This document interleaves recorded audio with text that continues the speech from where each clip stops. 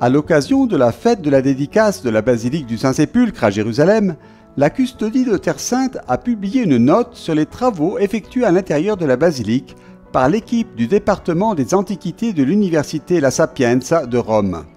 Le contenu avait déjà été illustré aux responsables des communautés chrétiennes qui ont visité le site archéologique le 16 juin dernier. Étaient présents à cette occasion le patriarche grec-orthodoxe de Jérusalem Théophilus III, le frère Francesco Patton, custode de Terre Sainte, et le grand sacristain du patriarcat arménien, Sevan Garibian, le frère Dobromir Yashtal, responsable du projet, qui est confié à la custodie de Terre Sainte, et le frère Salvador Flores, président de la communauté franciscaine du Saint-Sépulcre.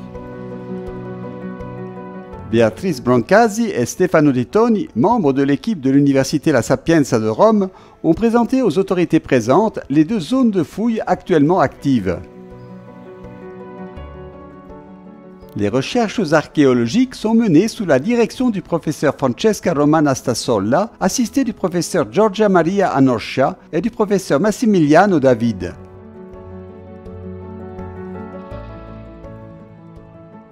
Conformément au projet de restauration du sol, les fouilles se déroulent par zones successives, afin de permettre le déroulement des liturgies et le flux régulier des pèlerins. Depuis mai 2022, des fouilles archéologiques couvrent une partie de la nef nord de la basilique, dite des Arcs de la Vierge, et une partie de la rotonde nord-ouest. Dans la zone de la nef nord, une séquence stratigraphique très intéressante a été identifiée, qui a permis de retrouver les tranchées creusées par le père Virgilio Corbo dans les années 1960, mais qui a également permis d'acquérir des données entièrement nouvelles.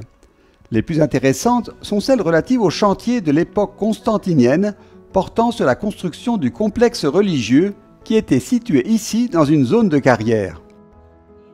Parmi les nombreux matériaux trouvés, la présence de tesselles de mosaïques liées à la décoration des sols est remarquable.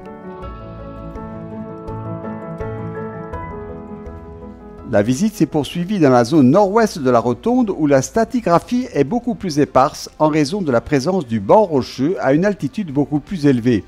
Ici, la partie la plus intéressante concerne les phases de travail du banc rocheux qui sont actuellement à l'étude.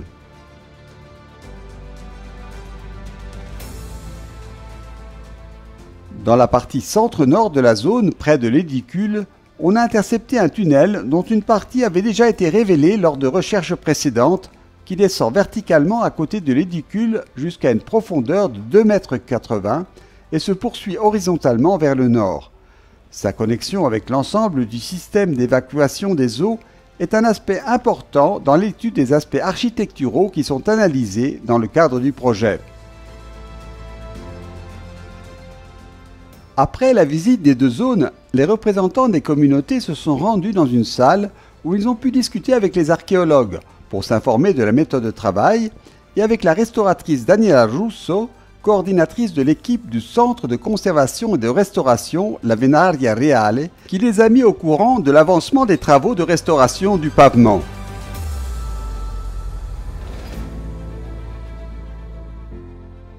Les données traitées pendant les fouilles sont introduites dans une base de données préalablement créée spécialement pour le projet et reliées aux différentes sources historiques et d'archives, grâce aussi à un support à distance à Rome.